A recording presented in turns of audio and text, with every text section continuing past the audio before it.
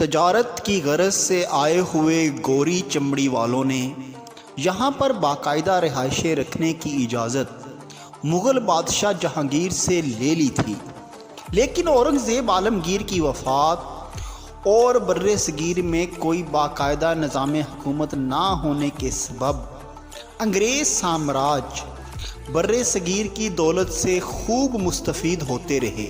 انہوں نے ہیرا پھیری اور سازش سے بر صغیر کے کئی علاقے ہڑپ لیے۔ بر صغیر میں مختلف گورنر جنرل آئے، جن میں ہیسٹنگز، کارنوالس اور سر جان شور شامل تھے۔ یہ سارے گورنر جنرل بر صغیر کے مختلف علاقوں کو ہڑپ کرنے کی پالیسی پر کاربند رہے۔ ان سب کا مقصد نئے علاقے فتح کرنے کی بجائے مفتوحہ علاقوں کو جذب کرنا تھا۔ لیکن لارڈ ویلزلی نے ہندوستان میں ایک نئی پالیسی متعارف کروائی جس کا نام سبسڈیری سسٹم تھا، یا اسے اردو میں امدادی نظام کی پالیسی بھی کہتے ہیں۔ اس پالیسی کا مقصد دیسی حکمرانوں کی حفاظت کے بہانے ان علاقوں کے وسائل پر قبضہ کرنا تھا۔ اس پالیسی کے تحت حیدرآباد، اودھ، تنجور، سورت اور کرناٹک کی ریاستیں دیکھتے ہی دیکھتے انگریز سامراج ہڑپ کر گئے۔ اس کے علاوہ دیگر علاقوں میں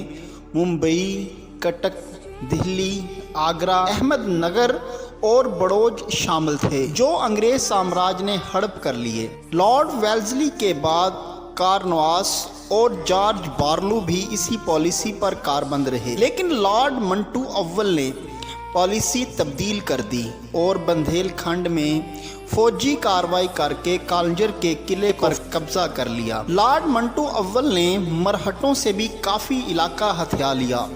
مرہٹوں کی ایک ریاست بھونسلہ جو ابھی انگریزوں کے ہاتھوں محفوظ تھی، لیکن ہیسٹنگز کے آتے ہی مرہٹے اس ریاست سے بھی ہاتھ دھو بیٹھے۔ لارڈ آکلینڈ نے افغانستان کے معاملات میں دخل اندازی کی، لیکن منہ کی کھانی پڑی، لہٰذا اس ناکامی کا بدلہ لارڈ ایلن برو نے سندھ پر قبضے کی صورت میں لے لیا، اور ادھر پنجاب میں سکھ آپس میں لڑنا شروع ہو گئے، تو انگریزوں نے سکھوں کی آپس کی ناچاکی کا فائدہ اٹھا کر پنجاب بھی ہڑپ لیا۔ بر صغیر کے مسلمان اپنے حکمرانوں کی نااہلی اور اتحاد کی کمی کی وجہ سے انگریزوں کے ہاتھوں شکست کھاتے چلے گئے، لیکن مسلمان غلامی قبول کرنے کو تیار نہیں تھے۔